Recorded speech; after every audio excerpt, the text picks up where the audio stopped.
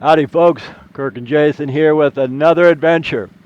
A lot of you guys are asking for, I haven't had this many calls for this by the way in years, but everybody seems to want a smooth texture to hide a heavy texture.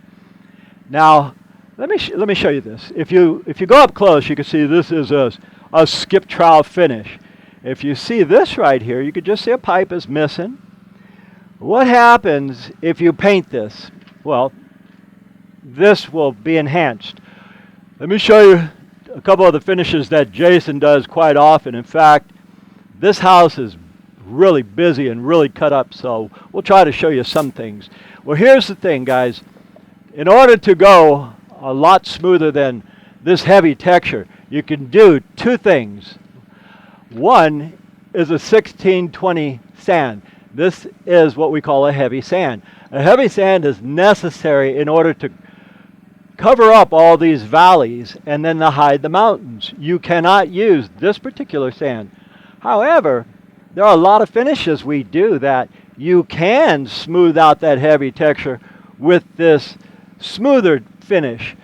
And this is a 30-20. That's the grit of the sand, 20-30. That just means it's fine. There's one more texture, but I no longer do it, and that's a steel trowel finish because it's so thin, way thinner than eggshells. So you do two coats. Now it's twice the work, twice the money for the average person. But with that two-coat system, it's so fragile that it hairline cracks. Every time it rains, the house lifts and drops. So I don't even do it anymore.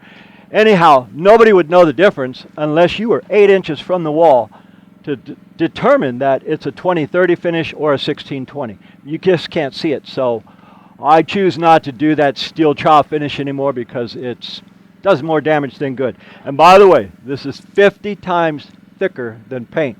This finish here that we're doing today is 70 times thicker than paint. That's how you can cover all of this stuff up and not get any hairline cracks. I'm going to take you to the back here and we'll show you something else too. All right, guys. Now what I'm doing is the heavy finish has been troweled over. Now with a finish this heavy, we're letting it set for about 2 to 5 minutes, 2 to 7 minutes. If it goes 10, that's okay.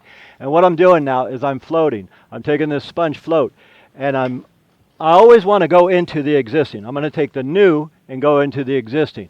And where we have a wood trim right here, I'm going to take my cleanest part because I don't want to dirty the wood trim like these guys did, and I take it right here. Now what that does is it keeps that top piece of wood clean. Then I take it down a little bit underneath. Okay, now this is just called sponge floating, and what's necessary in order to change that heavy finish to smooth is for that to set just a little bit, and then you come back, and when I have areas like this where it's a vent, we'll clean it, then we'll come back and clean it a little bit better. Here we go, we clean that vent, and we come back with a trowel and clean the inside where they slobbered on here. All right, so again, remember we take the new and bring it into the or the existing and bring it into the new. So we went ahead and textured that part here. So I'm going to take it up. Take it up, and this is how you cover that heavy skip trowel finish. Now as I'm going up, I'm pulling it into the stuff that's already applied. And if you notice, I'm not putting any water on this float because if you put water on the float, and this depends on the color too, guys. If you use a dark color, it could ghost it. That just means it can bleed it, make it turn various shades of different colors. So you hit it here on the corner.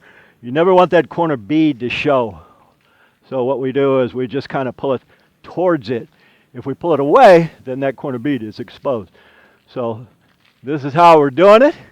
And okay, we have this part left. Now this is working in a minefield, but welcome to plastering, guys. This is what we have. It's a minefield all the time. Okay, we're taking the finish now that it's set enough, If it's set an extra 5 or 10 minutes, that's okay. An extra 15, that's okay. That's my job to correct it now with experience.